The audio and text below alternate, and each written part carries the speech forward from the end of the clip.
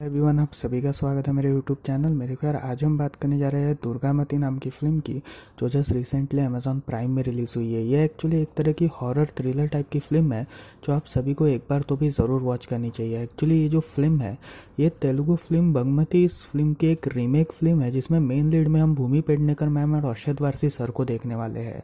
सो आज मैं आपको दुर्गामती इस कंप्लीट फिल्म की स्टोरी और एंडिंग के बारे में बताऊंगा, और उसी के साथ साथ मैं आपको ये भी बताने की कोशिश करूंगा कि ये रीमेक होने के बावजूद भी इतनी ज़्यादा अलग कैसे है। So without wasting any time, let's start this video. तो इस कंप्लीट स्टोरी की शुरुआत में हम सेंट्रल मिनिस्ट्री ऑफिस को देखते हैं, जहाँ पर इस ऑफिस में ये केस आया था कि काफ़ी टाइम से एंशिएंट मंदिरों की मूर्तियों की चोरियां हो रही है, और ये वही मंदिर थे जिसमें ईश्वर प्रसाद नाम का एक मिनिस्टर जाके आया था। इसी वजह से सेंट्रल मिनिस्ट्री को ये शक था कि शायद से ईश्वर प्रसाद इन सब के पीछे होगा। इसी वजह से वो हेड ऑफ पुलिस को बुलाते हैं, मतलब सीबीआई के हेड को बुलाते हैं, जहाँ पर वो इस केस को सॉल्व करवाने के लिए कहते हैं। लेकिन सीबीआई हेड इस केस को डिनाई कर देता है, क्योंकि वो ईश्वर प्रसाद का बहुत बड़ा फैन था। अब यहाँ पर बात करी जाए ईश्वर प्रसाद की, तो ईश्वर प्रसाद एक इरिगेशन मंत्री था, पर फिर भी वो काफ़ी ज़्यादा यूनिक था, और उसी के साथ साथ वो काफ़ी ज़्यादा अच्छा था। मतलब उसने इतने टाइम के करियर में एक बार भी घूस नहीं ली थी। इसी वजह से उसके खिलाफ कोई भी आरोप नहीं बनते थे, और तभी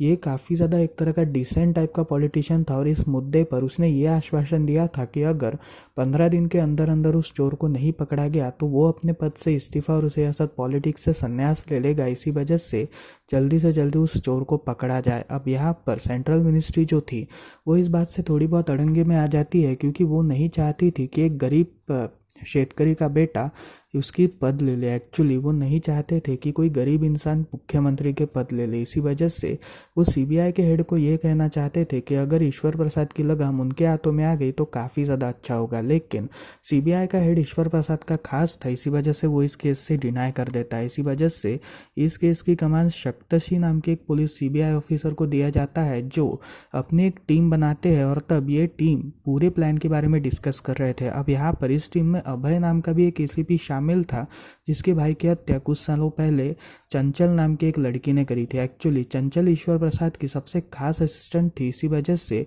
सप्तषी ये चाहती थी कि अगर चंचल का इंटरोगेशन लिया जाए तो चंचल ईश्वर के बारे में काफ़ी कुछ जानती है। इसी वजह से वो उसकी काफ़ी सारी मदद कर पाएगी। इसी वजह से अभय के कॉन्टैक्ट्स का यूज़ करके वो चंचल को बाहर निकलवाते हैं। एक्चुअली वो ये इंटरोगेशन जेल में नहीं कर सकते थे, क्योंकि अगर उन्होंने ऐसा किया तो शायद से ये इंटरोगेशन पब्लिक भी हो सकती है। इसी वजह से उन्होंने एक अलग टाइप के एक अननोन जगह पे इस कंप्लीट इंटरव्यू के बारे में डिसाइड किया था, और तब ये जगह उन्हें संजोगों से मिल भी गई थी। एक्चुअली ये जगह दुर्गामती पैलेस थी, जो पन्नी नाम के एक गांव के पास में ही थी। एक्चुअली इस पैलेस की काफ़ी सारी घटनाएं काफ़ी वायरल हो चुकी थी, और ये घटनाएं कुछ इस प्रकार थी कि काफ़ी टाइम से ये जो पैलेस है ये हॉन्टेड है, और यहाँ पर दुर्गामती नाम की एक रानी की आत्मा वास करती है। इसी वजह से ज़्यादातर जो पुलिस ऑफिसर्स वहाँ पर रहते थे वो थोड़े बहुत डरे हुए थे, पर फिर भी अभय चंचल को वहाँ पर ले जाता है, और तब वो उसे एज अ हाउस अरेस्ट इस कंप्लीट घर के अंदर रखता है। अब यहाँ पर चंचल जो थी वो इस कंप्लीट घर की सर्चिंग कर रही थी, और तभी वहाँ पर उसे अपनी बैग देने वहाँ के सिक्योरिटी गार्ड की पत्नी आती है, जो उसे अपनी बैग सौंपती है और कहती है कि जल्दी से जल्दी खाना पीना कर लो, इंटरोगेशन का टाइम होने वाला है। इसी वजह से चंचल जो थी वो कंप्लीट अनपैकिंग करने में लगी थी, और तभी उसे एंगेजमेंट रिंग दिखती है, जहाँ पर कहानी फ्लैशबैक में जाती है। अब यहाँ पर हम ये देखते हैं कि चंचल, जो एक्चुअली उस वक्त ईश्वर प्रसाद की एज अ असिस्टेंट काम करती थी, वो एक दिन अपने ऑफिस से निकल ही रही थी कि तभी वहाँ पर विरोध प्रदर्शन चल रहा था, और इसी विरोध प्रदर्शन के बीच में उसकी मुलाकात शक्ति नाम के एक शख्स से होती है, जो इस कंप्लीट विरोध प्रदर्शन को लीड कर रहा था। एक्चुअली वो यहाँ के इरिगेशन प्रॉब्लम से थोड़ा बहुत जूझ रहा था। इसी वजह से वो गाँव वालों के साइड में था, और वो ये चाहता था कि जल्दी से जल्दी गाँव वालों को 24 घंटे का पानी का सप्लाई मिले। अब यहाँ पर इन गाँव वालों की प्रॉब्लम्स ये थी कि उनकी ज़मीन और सियासत, उनके जो गाँव थे वो पूरी तरीके से खाली कर देने के आदेश आए थे, और उसके बदले कुछ बिल्डिंग्स वगैरह खड़ी करने के आदेश आए थे। इसी वजह से शक्ति इस बात के विरोध में था। अब यहाँ पर अचानक से जो गांव के लोग थे वो सभी पत्थर वार करना स्टार्ट करते हैं। इसी वजह से चंचल को 2-4 पत्थर लगते हैं, और तभी शक्ति उसकी थोड़ी बहुत जान बचाता है, जिसमें चंचल थोड़ी चोटिल हो जाती है, और यहाँ पर शक्ति को अरेस्ट किया जाता है। अब यहाँ पर चंचल जैसे ही ठीक होती है, तब वो शक्ति को रिहा करती है, जिसके बाद वो शक्ति के भाई अभय से भी मिलती है, जो उसे ये कहता है कि शक्ति स्टैनफोर्ड से एमबीए कर कर आया है, लेकिन उसकी नौकरी वगैरह में कोई भी इंटरेस्ट नहीं था, बल्कि वो गांव वालों के लिए काम करना चाहता था। इसी वजह से उसने ये स्कोप चूज़ करने का डिसाइड किया और मुझे उस पर बहुत ज़्यादा गर्व है। जिसके बाद चंचल जो थी वो धीरे धीरे शक्ति के ऊपर थोड़ा अट्रैक्ट होना स्टार्ट कर चुकी थी, और तभी चंचल एक प्लान डिसाइड करती है ईश्वर के साथ, जहाँ पर वो एक तरह का डैम बनाना चाहते थे इन्हीं गांव को कनेक्शन में, ताकि 24 घंटे पानी वगैरह का जो सप्लाई है वो पूरे गांव में आता रहे। अब यहाँ पर हम ये देखते हैं कि चंचल जब ये प्लान शक्ति को समझाती है, तब शक्ति इस प्लान को मान लेता है, क्योंकि उसे ऐसा लगता है कि अगर ये डैम बनाया गया तो काफ़ी ज़्यादा अच्छा होगा। सो यहाँ पर हम ये देखते हैं कि कहानी वापस प्रेजेंट में आ चुकी थी, जहाँ पर चंचल इस रिंग को देख ही रही थी कि तभी उसके हाथों से ये रिंग गिर जाती है। जिसके बाद वो इस रिंग को उठाने के लिए निकलती है, लेकिन रिंग जो थी वो एक दूसरे कमरे में चली गई थी, जिसका दरवाज़ा पूरी तरीके से बंद था। अब यहाँ पर चंचल जैसे ही अपनी रिंग को उठाने के लिए निकली थी कि तभी वहाँ पर उसके पीछे से एक परछाई गुजरती है, और जैसे ही वो पीछे देखती है वहाँ पर कोई भी नहीं था। जिसके बाद जो सिक्योरिटी गार्ड की वाइफ थी वो उसे बुलाती है और कहती है कि पुलिस ऑफिसर्स आ चुके हैं। जिसके बाद सप्तसी जो थी वो उसका इंटरोगेशन लेना स्टार्ट करती है, जहाँ पर उससे ये कहती है कि अगर वो ईश्वर प्रसाद के खिलाफ गवाही देगी तो शायद से काफ़ी ज़्यादा अच्छा होगा। लेकिन यहाँ पर चंचल ये कहती है कि ऐसा कुछ भी नहीं है, और ईश्वर प्रसाद एक काफ़ी ज़्यादा ऑनेस्ट टाइप का मिनिस्टर है। जिसके बाद सप्तसी जो थी वो थोड़े बहुत उससे और थोड़े सवाल करती है, लेकिन यहाँ पर वो हर एक सवाल का जवाब इतनी ज़्यादा कॉन्फिडेंस से दे रही थी कि सप्तसी को भी खुद पर भरोसा नहीं हो रहा था कि आखिर एक लड़की इतने कॉन्फिडेंस से जवाब कैसे दे सकती है। इसी वजह से पहले दिन का इंटरोगेशन खत्म हो चुका था, और तब अभय वहाँ पर 2 पुलिस ऑफिसर्स को एज अ सिक्योरिटी में लगाता है, ताकि वो चंचल की ओर देख सके, और उसे ऐसा अगर चंचल वहाँ से स्केप करने का प्लान करेगी तो वो उसे शूट कर सके। जिसके बाद हम सभी लोग ये देखते हैं कि चंचल अपने कमरे में थी, और तभी वो दुर्गामती नाम की एक किताब को पढ़ती है, और जिसके बाद अचानक से बाहर शोर आना स्टार्ट होता है। मतलब बाहर चंचल काफ़ी ज़ोर ज़ोर से चिल्लाती है। इसी वजह से जो दोनों पुलिस ऑफिसर्स घर के बाहर खड़े थे, मतलब उस हवेली के बाहर खड़े थे, वो दोनों पुलिस ऑफिसर्स घर अंदर आ जाते हैं, और तभी वहाँ पर गेट लगा हुआ था, जहाँ पर चंचल काफ़ी ज़ोर ज़ोर से चिल्ला रही थी कि मुझे यहाँ से जल्दी बाहर निकालो, यहाँ पर कुछ ना कुछ तो भी है। जिसके बाद हम कहानी को थोड़ी पास्ट में देखते हैं, जहाँ पर हम ये देखते हैं कि चंचल के मैंशन की लाइट पूरी तरीके से जा चुकी थी, और जब वो सिक्योरिटी गार्ड से इस बारे में पूछती है तो वो पुलिस ऑफिसर्स उसे ये बताते हैं कि यहाँ की लाइट्स हमेशा आती जाती रहती है, और जनरेटर में भी डीजल ना होने की वजह से वो चल नहीं सकता। जिसकी वजह से चंचला कैंडल्स वगैरह जलाती है, और जैसे ही वो कैंडल्स जलाती है वैसे ही वो बुझ जाते हैं, जिसकी वजह से चंचल थोड़ी बहुत डर जाती है, और तभी अचानक से कैंडल वापस जल जाते हैं। जिसके बाद ये कैंडल वापस बुझते हैं। अब यहाँ पर चंचल जैसे ही कैंडल्स को वापस जलाने की कोशिश कर रही थी कि तभी उसे उस मार्चिस के धुएं पे एक भूत दिखाई दिया था। इसी वजह से वो काफ़ी ज़्यादा डर चुकी थी, और तभी वो चिल्लाना स्टार्ट करती है। अब यहाँ पर कहानी वापस प्रेजेंट में आती है, जहाँ पर वो दोनों पुलिस ऑफिसर अभय को कॉल करते हैं, बट अभय ये कहता है कि वो शायद से कुछ नाटक वगैरह कर रही है, इसी वजह से उसकी बात पर ज़्यादा ध्यान मत दो, और तब वो वहाँ से चले जाते हैं। जिसके बाद अगली सुबह जब दरवाज़ा खुलता है तब चंचल पूरी तरीके से चोटिल हो चुकी थी। अब यहाँ पर सप्तसी जो थी वो उससे पूछती है कि आखिर उसे इतनी सारी चोट कैसे लगी, जहाँ पर चंचल उसे ये बताती है कि गिरने की वजह से उसे इतनी सारी चोटें आई। जिसके बाद वो उससे वापस इंटरोगेशन स्टार्ट करती है, लेकिन इस बार भी वो ईश्वर प्रसाद के गुणगान ही गा रही थी। इसी वजह से सप्तसी और भी ज़्यादा परेशान थी, और तब जो बॉडी लैंग्वेज एक्सपर्ट थी उनका भी ये कहना था कि शायद से चंचल सच ही कह रही है। जिसके बाद हम सभी लोग ये देखते हैं कि ईश्वर प्रसाद एक एंशिएंट मंदिर में गए थे, जहाँ पर उनके पीछे जो उनका वारिस था, यानी जो उस गरीब किसान का बेटा था, वो इन मूर्तियों को चुराने का काम करता था, और ईश्वर प्रसाद के सपोर्ट में आकर वो इस कंप्लीट मूर्तियों की आवाजाही करता था, और ये बात ईश्वर प्रसाद को बिल्कुल भी नहीं पता थी। जिसके बाद रात का टाइम आता है, जहाँ पर चंचल हवेली में घूमी जा रही थी, और तभी अचानक से वो जो सिक्योरिटी गार्ड्स थे वो भी बाहर थोड़ा बहुत टहल रहे थे, और तभी अचानक से उन्हें परछाई सी दिखाई देती है। इसी वजह से वो घर के अंदर जाते हैं, जहाँ पर उन्हें चंचल नहीं दिखती। इसी वजह से जो एक पुलिस ऑफिसर था वो अभय को कॉल करता है, और तभी अभय उससे ये कहता है कि अगर सीसीटीवी फुटेजेस में वो दिख रही है तो शायद से वो यही कही होगी। जिसके बाद वो एक पुलिस ऑफिसर वहाँ पर सीसीटीवी फुटेजेस चेक करता है, but Chanchal was not there. इसी वजह से अभय उन्हें यह ऑर्डर्स देता है कि अगर चंचल बेडरूम में ना हो तो शायद से अगर कहीं भी मिले तो उसे शूट कर देना। एक्चुअली चंचल के बाथरूम और बेडरूम में उन्होंने कैमरास नहीं लगाए थे, इसी वजह से उनका ये मानना था कि अगर चंचल बेडरूम में होगी तो और भी ज़्यादा अच्छी बात है, जिसकी वजह से वो दोनों पुलिस ऑफिसर उस हवेली का दरवाज़ा खोलते हैं और जैसे ही वो अंदर जाते हैं तभी वो एक प्रोजेक्टर लगा हुआ देखते हैं। एक अननोन रूम में वो एक प्रोजेक्टर लगा हुआ देखते हैं जिसमें रानी दुर्गामती की एंट्री हो रही थी और तभी वहाँ पर चंचल उनके सामने आ जाती है, जो ज़ोर ज़ोर से चिल्लाती है कि उसके ऊपर कोई तो भी हमला कर रहा है। जिसके बाद वो दोनों सिक्योरिटी गार्ड उसको बचाने की कोशिश कर रहे थे कि तभी अचानक से चंचल पूरी तरीके से ट्रांसफॉर्म हो चुकी थी और यहाँ पर हमें फर्स्ट टाइम दुर्गामती का फर्स्ट लुक दिखाया गया।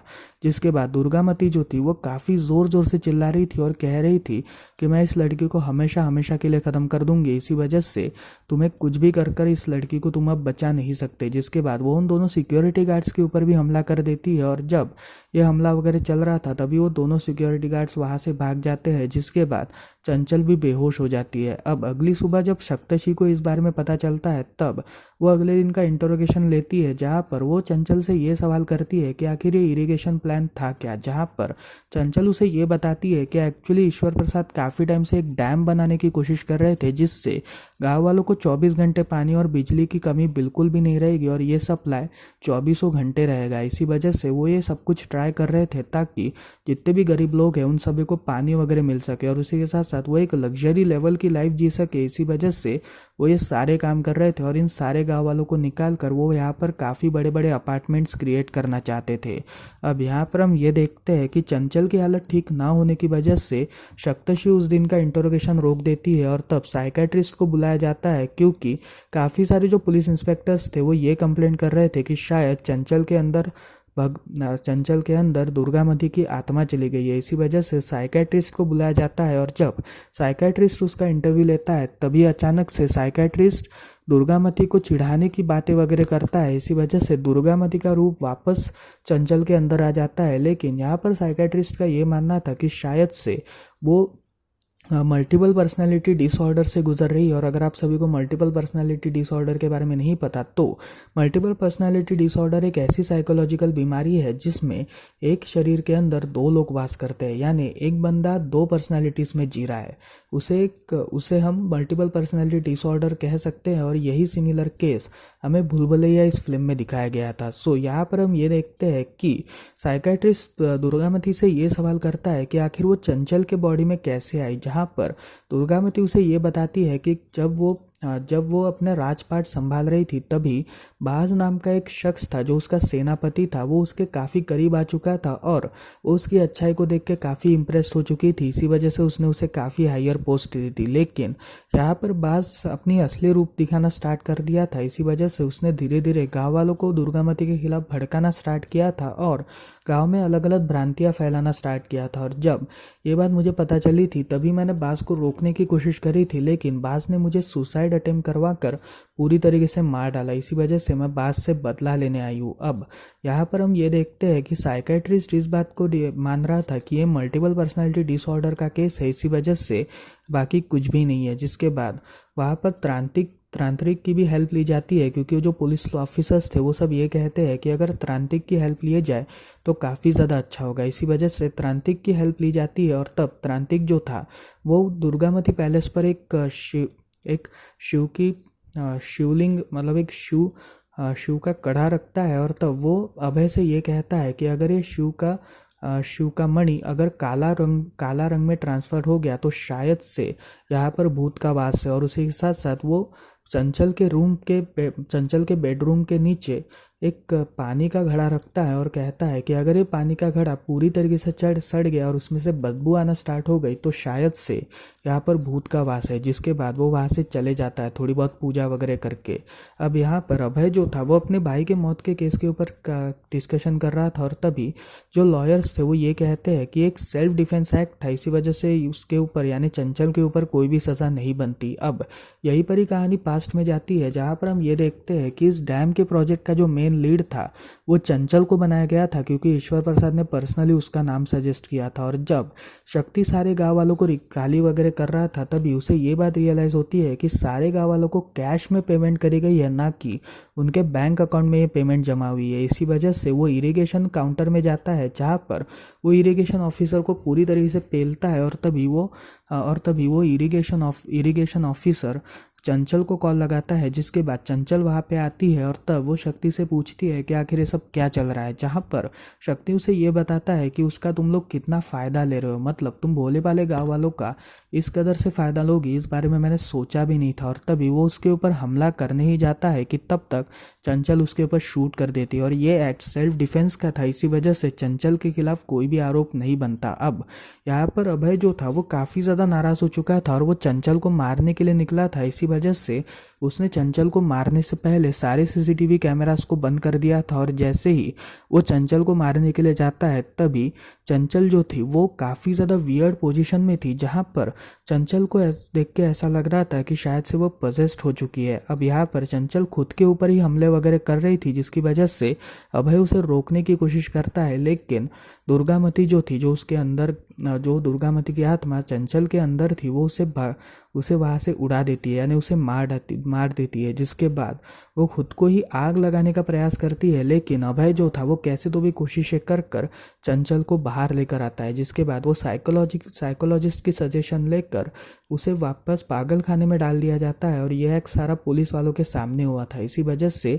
सप्तषी जो थी वो इस केस को पूरी तरीके से क्लोज करने का डिसाइड करती है, क्योंकि उसे कुछ भी इस बारे में नहीं पता चला। अब यहाँ पर सप्तषी जो थी वो अगली सुबह अपनी बेटी के साथ जॉगिंग में जा रही थी, जहाँ पर उसकी बेटी उसे पार्क के ही सीक्वेंस की एक कहानी सुनाती है। और तभी सप्तषी को ये शक होता है कि शायद से चंचल ने उससे उसी पार्क, जो उसकी बेटी ने पार्क के चित्रों को देखकर किस्से सुनाए थे, वही किस्से उसने शायद यूज़ किए होंगे। इसी वजह से वो वहाँ पर कंप्लीट चेकिंग करती है, जिसमें उसे वही शब्द मिलते हैं जो चंचल ने यूज़ किए थे थोड़े समय पहले एज अ दुर्गामती बनकर। जिसकी वजह से सप्तषी को ये बात पता चलती है कि ये सब एक फेक ड्रामा है और बाकी कुछ नहीं। जिसके बाद ईश्वर प्रसाद वहाँ पे पागल खाने में आता है, और तभी हमें ईश्वर प्रसाद का भी असली रूप दिखता है, जो चंचल को ये कहता है कि तुमने काफ़ी अच्छी तरीके से एक्टिंग की। जिसके बाद हम सभी को ये बात पता चलती है कि चंचल इतने टाइम से बस एक एक्टिंग कर रही थी, और ये जो एक्ट था ये इसी वजह से था क्योंकि जो डैम की डील थी इसमें कम से कम 1800 करोड़ का फ़ायदा ईश्वर प्रसाद को होने वाला था, क्योंकि इस कंप्लीट गांव में जितने गांवों को वो खाली कर रहा था, उन गांव के ज़मीनों के अंदर काफ़ी सारे बॉक्साइट मटेरियल थे, और अगर उन बॉक्साइट मटेरियल को बेचा जाए तो उन्हें काफ़ी अच्छा प्रॉफिट मिलने वाला था। इसी वजह से वो इस कंप्लीट प्लान के लिए रेडी हो चुका था। एक्चुअली ईश्वर प्रसाद लोगों का सगा नहीं था, बल्कि वो पैसों के लिए जीता था। इसी वजह से उसने पैसों के मोल पर ये कंप्लीट प्लान रचा था।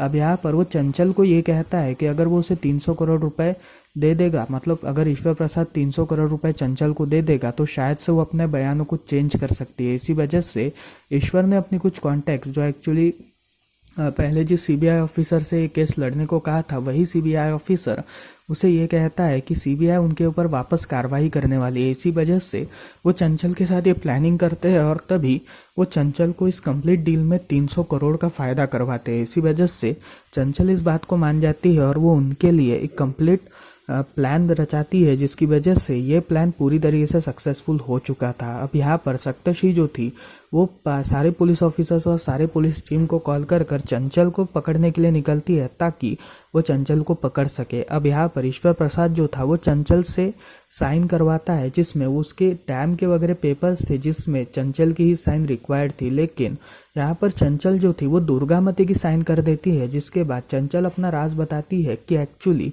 वो इतने टाइम से ईश्वर प्रसाद के खिलाफ ही थी, क्योंकि ईश्वर प्रसाद ने उससे उसका सब कुछ छीन लिया। और यहीं पर ही हम कहानी में पास्ट में जाते हैं, जहाँ पर हम ये देखते हैं कि जब चंचल इरिगेशन ऑफिसर और ऐसा शक्ति को थोड़ी बहुत बातें समझा रही थी, तभी वहाँ पर ईश्वर प्रसाद आता है, जो शक्ति को ये धमकाता है कि अगर तुम नहीं मरे तो तुम्हारे जितने भी गांव वाले हैं उन सभी को मार डाला जाएगा। जिसके बाद वो उनके सारे दोस्तों को मार डालता है, और उसी के साथ साथ जितने भी गांव वाले थे उन्हें भी मार डालता है। जिसके बाद वो चंचल को बंदूक सौंपता है और कहता है कि तुम्हें शक्ति को हमेशा हमेशा के लिए ख़त्म करना पड़ेगा। इसी वजह से शक्ति उससे जिद करता है कि तुम मुझे हमेशा के लिए ख़त्म कर दो। इसी वजह से चंचल उसे मार डालती है और तभी शक्ति की मौत हो जाती है, जिसके बाद ईश्वर उसे ये कहता है कि अपना टेक केयर करना और उसी के साथ साथ ये पूरा बिल मैं तुम्हारे नाम पे फाड़ूंगा। और इतना ही कहते वो वहाँ से चले जाता है, जिसके बाद हम ये देखते हैं कि चंचल जेल में चली जाती है और तब जेल में ही उसे ये सारी बातें पता चल चुकी थी। इसी वजह से वो अब ईश्वर प्रसाद के खिलाफ प्लानिंग कर रही थी और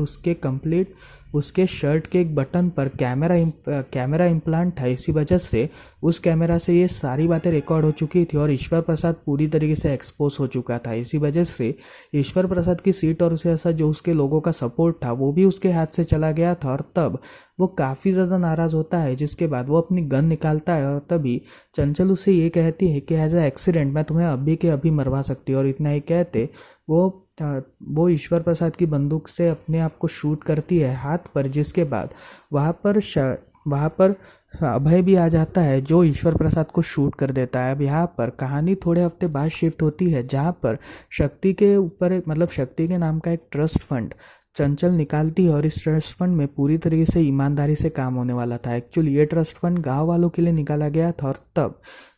और तब इस फंक्शन में मतलब इस कंप्लीट इनॉग्रेशन में सप्तषी भी आती है, जो उससे ये पूछती है कि आखिर ये सब किया कैसे, जहाँ पर चंचल उन्हें ये बताती है कि उस कंप्लीट शिव का जो मणि था उसे चेंज करने का प्लान ये था कि मैंने पहले ही एक काला मणि उसमें रख दिया था, इसी वजह से मैंने वो कम्प्लीटली चेंज किया। और जो पानी का घड़ा था वो ऑलरेडी मतलब वो मैंने फ्रेश पानी का घड़ा अपने पास रख कर सड़े हुए पानी का घड़ा वहाँ पर रखा था, इसी वजह से वो कम्प्लीटली सड़ चुका था। अब यहाँ पर हम ये देखते हैं कि सप्तषी जब चंचल से ये पूछती है कि आखिर उसने अरेबिक कहाँ पर सीखी, जहाँ पर चंचल ये कहती है कि उसने अरेबिक वगैरह कहीं पर भी नहीं सीखी। और तब सप्तषी और उसके साथ अभय ये दोनों हैरान थे, और जिसके बाद हम सभी को ये बात पता चलती है कि एक्चुअली उस पैलेस में दुर्गामती की आत्मा थी और दुर्गामती इतने टाइम से चंचल की हेल्प कर रही थी, क्योंकि जो केस दुर्गामती के साथ हुआ था वही सिमिलर केस चंचल के साथ भी हुआ है। इसी वजह से दुर्गामती चंचल की हेल्प कर पहले ही ईश्वर प्रसाद को शूट कर देती है और यहीं पर ही ये कंप्लीट फिल्म खत्म होती है। तो फिर यार ये थी स्टोरी दुर्गामती इस फिल्म की, जो आपको कैसी लगी मुझे कमेंट सेक्शन में ज़रूर बताइएगा। अब बात करते हैं इसके कुछ शॉर्ट रिव्यू की। तो फिर यार ये जो फिल्म है ये बागमती का ही रीमेक है, इसी वजह से इस फिल्म के बारे में ज़्यादा कुछ नहीं कह सकते, लेकिन एक्टिंग के मामले में भूमि मैम ने काफ़ी अच्छी तरीके से एक्टिंग की है, जो आप सभी को एक बार तो भी ज़रूर एंजॉय करनी चाहिए। सो मिलता है अगली वीडियो में, तब तक के लिए बाय बाय।